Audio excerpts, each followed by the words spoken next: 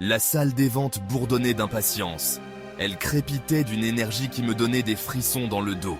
Des centaines d'yeux allaient et venaient, leurs propriétaires chuchotant derrière des éventails peints et des mains ornées de bijoux. Au-dessus de tout cela, des lustres massifs scintillaient, déversant une lumière semblable à une pluie d'or liquide.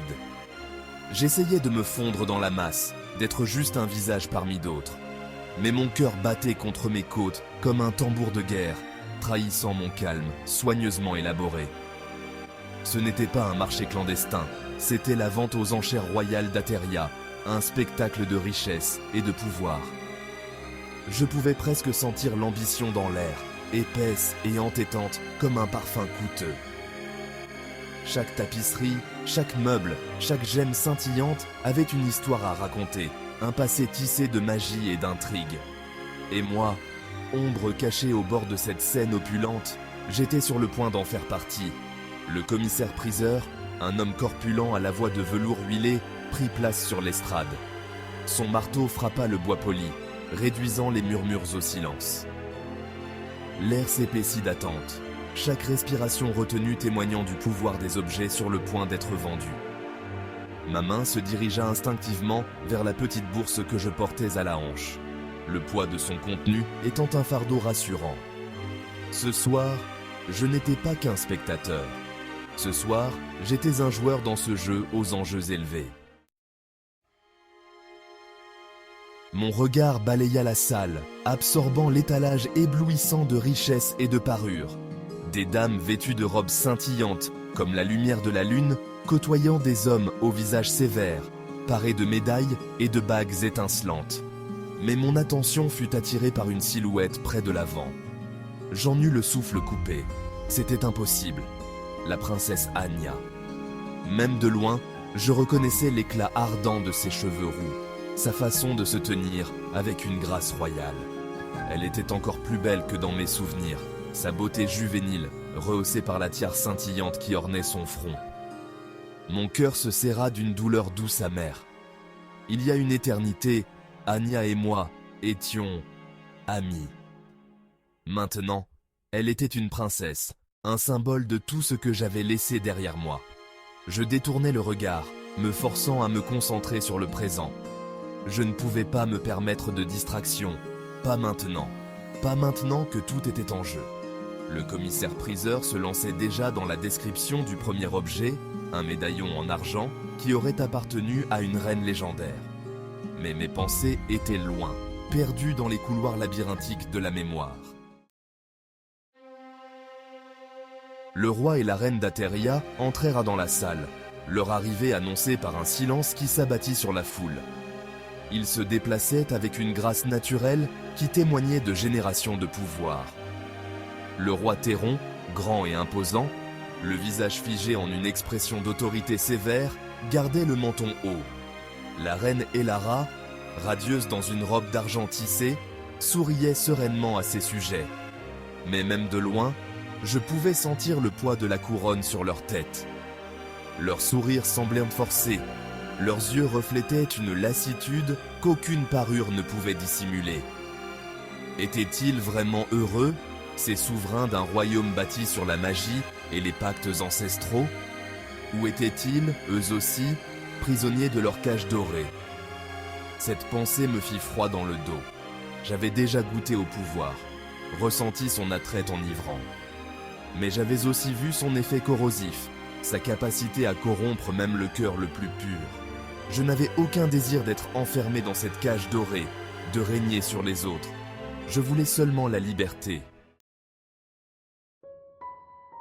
Section 4. Écho d'une vie oubliée. La vente aux enchères se poursuivit, chaque objet plus extravagant que le précédent. Une harpe faite de bois enchanté, dont on disait que les cordes tissaient des illusions dans la musique. Une carte qui était censée mener à une cité d'or cachée. Une cage dorée contenant une plume de phénix, sa lueur ardente projetant des ombres dansantes sur les visages avides en contrebas. Chaque objet éveillait en moi quelque chose. Un faible écho d'une vie que j'avais essayé d'oublier. Une vie où j'avais été entouré de telles merveilles, où la magie était aussi banale que l'air que nous respirions. Une vie à laquelle j'avais renoncé de mon plein gré. Mais pourquoi? La question me hantait, un murmure persistant au fond de mon esprit. Pourquoi avais-je choisi d'abandonner mon droit de naissance, d'échanger une vie de privilège et de pouvoir contre une vie d'anonymat et de danger? Avais-je été stupide? Ou avais-je su, même alors, que la vraie liberté ne consistait pas à exercer le pouvoir, mais à échapper à son emprise? Section 5. Une lame forgée dans la lumière des étoiles. Puis, elle apparut. La voix du commissaire-priseur prit un ton révérencieux lorsqu'il dévoila l'objet suivant. Un silence se fit dans la salle, tous les autres sons s'estompant. Même le roi et la reine se penchèrent en avant sur leur siège, leur visage marqué d'un mélange d'admiration et d'appréhension. C'était une épée, sa lame si bien polie qu'elle semblait absorber la lumière environnante. Mais ce n'était pas la qualité de fabrication qui me coupait le souffle. C'était l'aura qui entourait l'arme, un léger bourdonnement de pouvoir qui me donnait des frissons dans le dos. Des runes, dont la signification était perdue pour tous, sauf pour les érudits en magie les plus savants, étaient de graver le long de la lame, brillant d'une lumière éthérée. La lame de feu stellaire, annonça le commissaire-priseur, la voix tremblante d'excitation.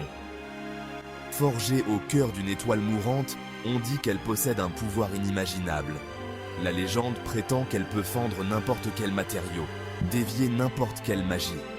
Mes doigts me démangeaient de toucher la lame, de sentir son pouvoir vibrer sous mes doigts, mais un nœud d'inquiétude glacée se forma dans mon estomac.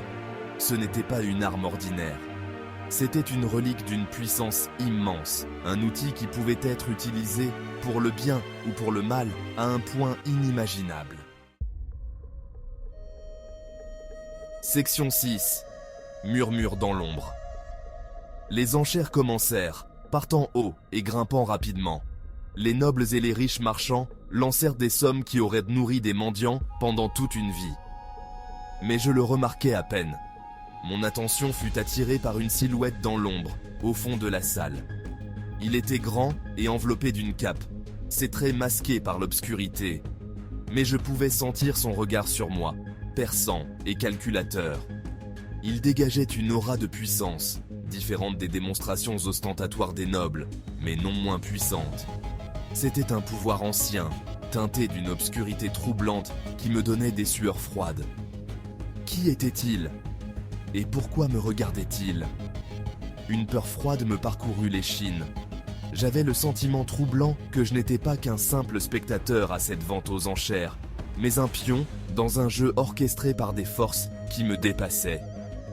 Les enjeux venaient d'augmenter, et j'avais la terrible impression que j'avais une mauvaise main. Section 7. La cage dorée de la liberté.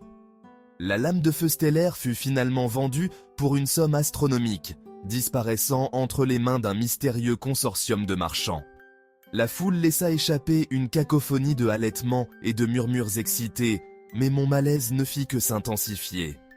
Alors que je me glissais hors de la salle des ventes, me fondant dans la foule qui quittait le palais, je ne pouvais m'empêcher de penser que je venais d'assister au début de quelque chose de capital. Quelque chose qui aurait des conséquences considérables, non seulement pour moi, mais pour tout le royaume d'Ateria. Cette rencontre m'avait forcé à affronter les vérités que j'avais essayé d'enfouir. J'avais peut-être laissé derrière moi la vie de prince, mais les ombres de mon passé s'accrochaient encore à moi. Et la liberté, réalisais-je avec une certitude effrayante, était un concept fluide.